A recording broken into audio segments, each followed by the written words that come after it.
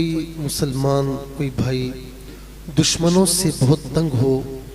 وہ ہر وقت پریشان کرتے ہوں، چاہے وہ پڑوس میں کہیں دشمن ہو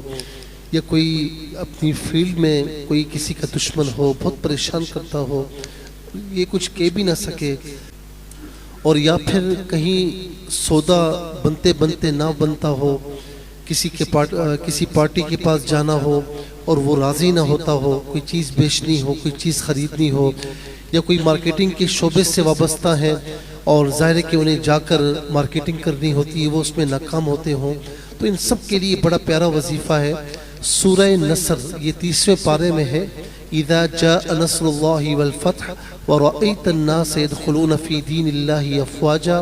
فسبح بحمد ربك واستغفر انه كان توابا۔ یہ ہر نماز کے بعد 3 مرتبہ پڑھ لیا کریں، اور جب اپنے کام کے لیے روانہ ہو